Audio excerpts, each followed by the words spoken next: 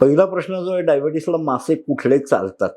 तर रावस चांगला आहे, सुरमई चांगली आहे डायबिटीस करता, तुमचं बोंबील चांगला आहे, लेपा चांगला आहे, तारली चांगला आहे, घोळ चांगला आहे. हे असे मासे तुम्ही घेऊ शकता.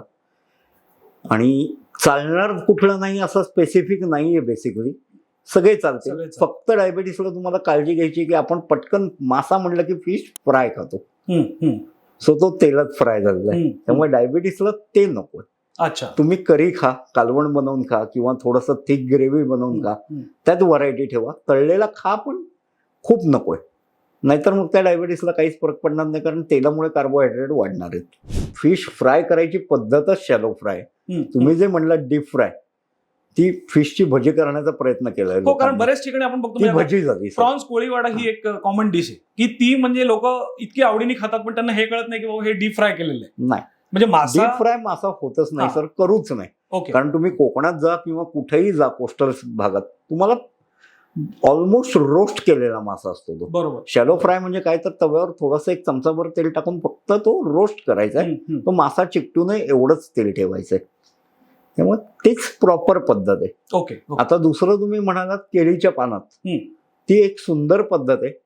तो वाफवलाच जातो, त्यामुळे त्याला तेल बिल जास्ती प्रमाणात लागत नाही. त्यामुळे ती खूपच सुंदर पद्धत आहे. ओके. पण ती सगळ्यांनाच अपील होते असं नाही, कारण त्याचा मसाला पण वेगळा करायला लागतो तुम्हाला. आणि फ्रायची जी मजा आहे, कुरकुरीत फ्रायची आपण म्हणतो, ती त्यात नाही. सो एक चेंज ऑफ टेस्ट म्हणून ते छान आहे. पण फ्राय करायचं असेल तर शॅलो फ्राय खा, डीप फ्राय खाऊ नका. आणि बऱ्याच ठिकाणी रादर खूप ठिकाणी तुम्हाला डीप फ्राय मासा मिळतो. म्हणजे बोंबील वगैरे पण हे डीप फ्रायच केले जातात भजी सारखे. बरोबर. जे चुकीचं आहे कम्प्लिटली. ओके सर, बेसिकली काय आहे, मासा हा स्वतः सुंदर प्रोडक्ट आहे. त्यामुळे त्याला आणखी काही मेकअप करायला जाऊ नये असं मला तरी वाटतं. थोडासा करावा, काय करायचं. सो मसाला एकदम लाईट ठेवला पाहिजे, तर माशाचा फ्लेवर बाहेर येईल, ओरिजिनल माशाचा फ्लेवर कळेल. खूप ठिकाणी काय होतं की खूप मसाला लावून ना माशाचा फ्लेवर तुम्हाला मिळतच नाही. तुम्हाला त्या त्या ठिकाणची टेस्ट म्हणून त्या मसाल्याचा फ्लेवर मिळतो. सो मसाला तुम्हाला आवडेल तसा लावा, तुमची जी पद्धत असेल ती. कारण जर भारताला आपण मासा खायच्या काही बेसिक पद्धती बघितल्या तर गोवन आहे, कारवारी आहे, कोकणी आहे, मालवणी आहे. प्रत्येक ठिकाणचा मसाला वेगळा आहे. सो तुम्हाला जो आवडतोय, तुम्हाला जी अपील होतीये त्या पद्धतीने करा, पण मसाला लाईटच असला पाहिजे. तो खूप भरतांट्याची झाली नाही पाहिजे माशावर. माशाचा स्वतःचा फ्लेवर बाहेर निघालाच पाहिजे, तर खायला मजा येते. आणि मी स्वतःचं कौतुक म्हणून पुढचं वाक्य सांगतो, माझ्या हॉटेलला तुम्हाला कमी मसाला लावलेलाच मिळेल. मासे स्वच्छ करायचे म्हणजे बऱ्याच लोकांना असं वाटत असतं की मी मासेवाल्याकडनं मासा आणला, त्यांनी कोयता वापरला, घाण काढून टाकली, माझा मासा स्वच्छ झाला. तर तसं नसतं. माशाला आतनं ब्लड क्लॉट्स चिकटलेले असतात, जे तोंडातही कडू लागतात आणि जे वाईट पण आहेत. तर सरसकट कोळंबी सोडून बाकी मासा तर तुम्हाला वाहत्या पाण्यातच धुवायचा आहे. तो ओके. किमान 3-4 वेळा तो पाण्याखालनं काढा, त्यात प्रॉपर बोटं घालून घालून साफ करा, सगळं खरवडून काढा जे ब्लड क्लॉट्स आहेत, जेणेकरून त्या माशाला वास येणार नाही, चव बदलणार नाही. बांगड्यासारखा मासा असतो, आपण वरनं कट देतो त्याला, खालनं पोटाखंडनं फाडतो, तेव्हा त्यात बोट घालून तो साफ झालं पाहिजे सगळं.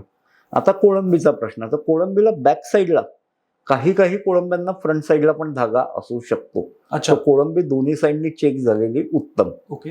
तो धागा पूर्ण काढायला लागतो, तो पॉयझनस ठरू शकतो. आता पावसाळ्यात रिव्हर वॉटरचा एक आंबळी नावाचा मासा येतो, तो वाळूत खाली उपपोहत असतो बराच. अच्छा. आंबळ्यांना खूप वाळू चिकटलेली असते, त्यामुळे सो आंबळ्या तर 6-7 पाण्यात धुवायला लागतात ती वाळू निघायला. त्यानंतर आतमध्ये त्याच्या पित्ताची पिशवी असते, ती फोडायला लागते तुम्हाला, नाहीतर तुम्हाला पित्ताचा त्रास होतो, पॉयझनस पण आहे ती.